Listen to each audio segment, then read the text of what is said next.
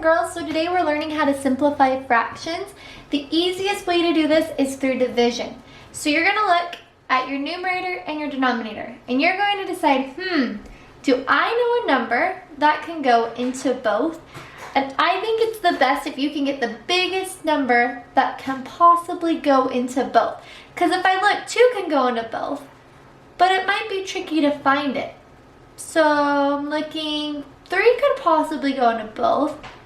But as I look closer, I can realize 6 could go into both. So I'm going to divide the top and the bottom by the same fraction. I'm extending that out. So I'm going to divide the top and the bottom by 6. And I'm going to get my simplified fraction. What's 36 divided by 6? It's 6. What's 48 divided by 6? It's 8. So in the end, I have 6 eighths.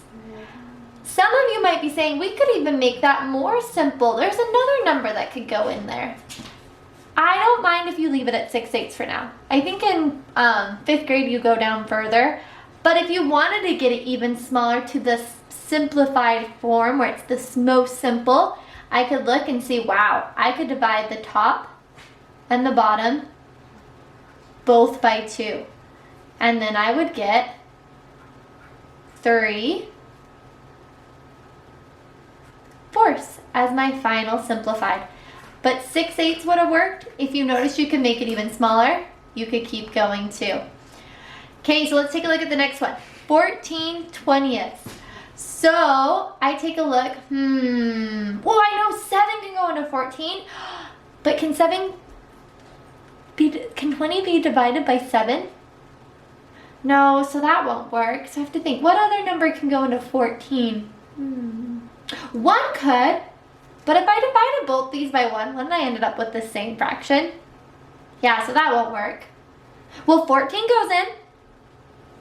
But once again, can I do 20 divided by 14? No. So the only one that will work for this one is to divide it by 2. And if you want, you can extend your fraction line out so you remember there's that it's still staying a fraction and keeping it together.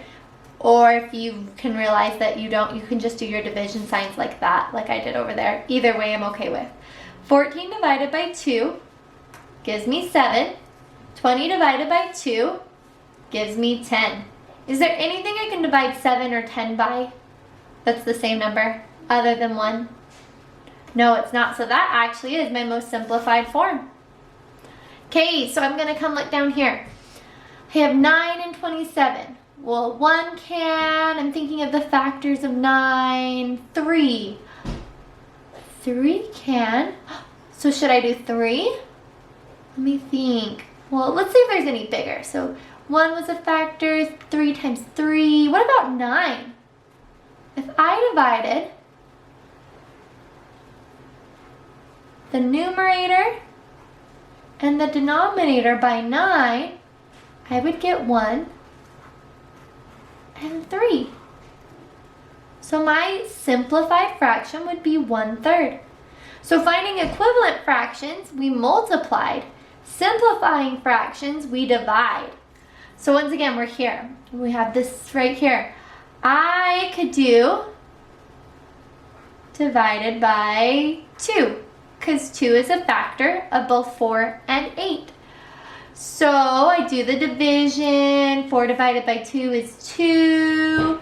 8 divided by 2 is 4. So I get 2/4. Now some of you might be screaming, Mrs. Anderson, we can still divide it further. If you want to, you can go up further, but you don't have to. I can look and realize, wow, I could divide 2 by 2, and I could divide 4 by 2. So I'm going to do that.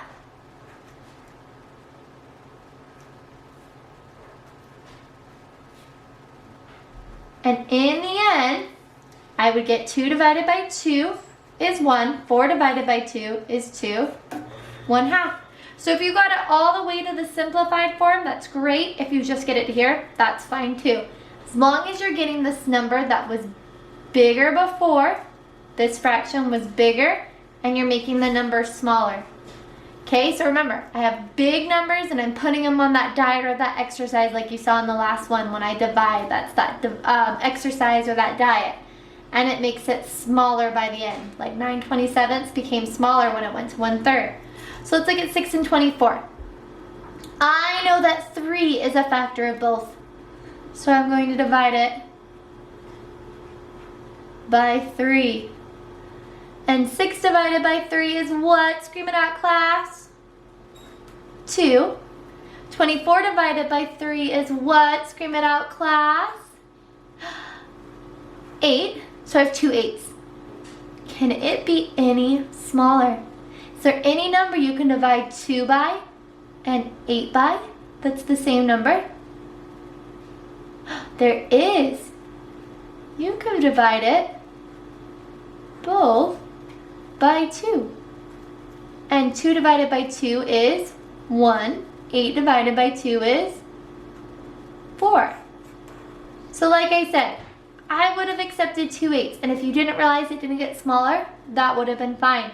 But if you can see that it can get even smaller, you could practice trying to get it to the most simplified fraction that it could possibly be. Okay, the last one, I have a big one. 21/49. I have to think, oh, what goes into both? Well, I know 3 can go into 21. But I'm not sure if 3 can go into 49. Let's see. If I did a quick little division down here, and it's okay if you need to do the division off to the side. And I just realized you might not have been able to see that other one. I'll scoot it up now. Sorry. 3 goes into 4 once, but that's like 10. So I subtract. I get 19. Does 3 go into 19? 8. See, oh, not 8. I don't know what I'm thinking. I'm thinking of 18. This goes in 6 times. 18. Oh, it has a remainder. Can I use a remainder right now? I can't. It has to go in evenly, so 3 does not work. Is there any other number that goes into 21? So there's 1 in 21. 3 times 7. 7 goes into 21. Can 49 be divided by 7? It can. So I'm going to do, and I know that because I know my math facts. Divide by 7. 21 divided by 7 is 3. 49 divided by 7 is 7. And can I think, can any number be divided by 3 and 7 other than 1? Well, it's just 1 times 3 and 7 times 1. And so those are both prime. So no, that is the most simplified it can get. So remember, with simplifying fractions, we're putting our big fraction. You can see it right here. This was the original. The big fraction, and we're putting it on a diet or getting an exercise to get it to its smallest form. Okay, or to a smaller form. Thanks, guys. I hope that helps you remember when we are simplifying fractions, we're getting it smaller. Thanks for listening. You guys are awesome. Good luck with your practice. If you need me, I am on Google Hangouts. Bye, guys.